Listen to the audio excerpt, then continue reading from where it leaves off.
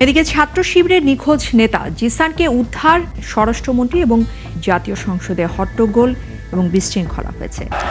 মাননীয় স্বরাষ্ট্রমন্ত্রী কিছুই যায়নি রেকর্ডে, আপনি বসেন দয়া করে। জাতীয় সংসদে হঠাৎ করে সৃষ্টি হলো উত্তেজনা, হইচই আর তুমুল বাক্য বিতণ্ডা। কি এমন বলেছিলেন স্বরাষ্ট্রমন্ত্রী, যার পরে আসন ছেড়ে দাঁড়িয়ে যান বিরোধী দলের সংসদ সদস্যরা? কেন সংসদে শুরু হয় চিৎকার, প্রতিবাদ আর উত্তপ্ত পরিবেশ? শিবির নেতা জিসান মিয়াকে ঘিরে দেওয়া একটি বক্তব্য, আর সেটিকেই কেন্দ্র করে দেশের রাজনীতিতে নতুন বিতর্ক।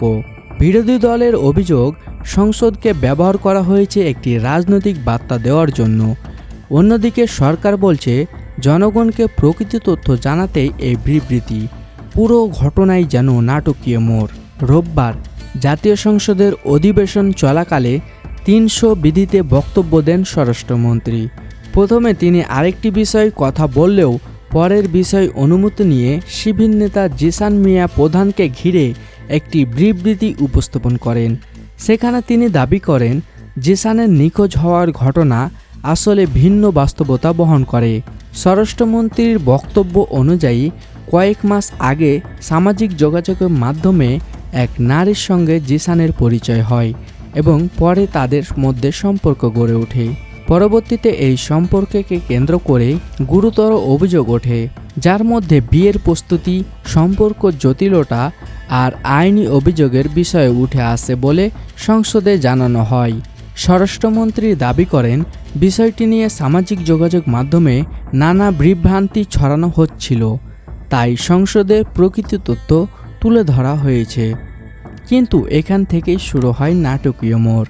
স্বরাষ্ট্রমন্ত্রীর বক্তব্য শেষ হওয়ার পরেই তীব্র আপত্তি তোলেন বিরোধী দলীয় উপনেতা।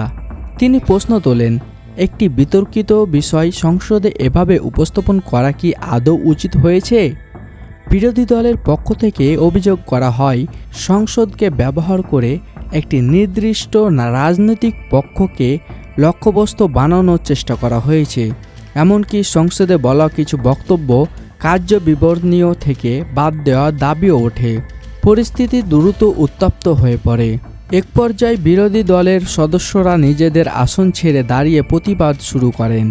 সংসদ কক্ষে শুরু হয় হইচই, উচ্চ স্বরে বাক্য বিতণ্ডা আর উত্তপ্ত পরিবেশ।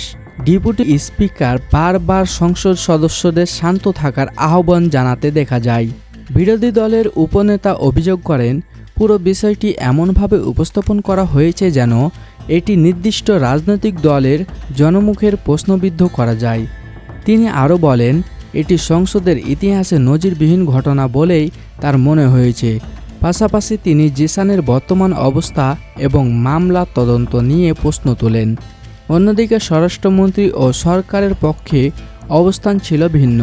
তাদের বক্তব্য, যেহেতু ঘটনাটি নিয়ে সামাজিক যোগাযোগ মাধ্যমে নানা ধরনের আলোচনা চলছিল এবং সরকারকে দায়ী করার চেষ্টা হচ্ছিল, তাই জনগণের সামনে তথ্য তুলে ধরা প্রয়োজন ছিল। বিশ্লেষকদের মতে এই ঘটনা শুধু একজন ব্যক্তিকে ঘিরে বিতর্ক নয়, এটি এখন রাজনৈতিক অবস্থান, সংসদে আচরণ এবং রাষ্ট্রীয় বক্তব্য সীমা নিয়ে বড় প্রশ্ন তৈরি করেছে।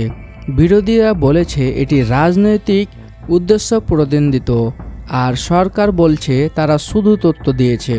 তাহলে প্রশ্ন হচ্ছে, সংসদ কি রাজনৈতিক অভিযোগ তোলার জায়গা হয়ে উঠেছিল, নাকি জনগণকে তথ্য জানানোর মাধ্যম হিসাবেই কাজ করেছে? এই প্রশ্ন এখন রাজনৈতিক অঙ্গনে নতুন আলোচনা তৈরি করেছে। সংসদে এই উত্তপ্ত পরিস্থিতি শেষ পর্যন্ত কোথায় গিয়ে দাঁড়ায়? জিসান মিয়াকে ঘিরে বিতর্ক কি আরও বড় রাজনৈতিক ইস্যুতে রূপ নেবে, নাকি তদন্তের মাধ্যমে সামনে আসবে নতুন তথ্য? আপনার মতামত কি? সংসদে এই ধরনের বক্তব্য দেওয়া কি ঠিক হয়েছে বলে আপনি মনে করেন? কমেন্ট বক্সে জানান। আর দেশের সর্বশেষ আলোচিত খবর পেতে চ্যানেলটি সাবস্ক্রাইব করতে ভুলবেন না। ধন্যবাদ।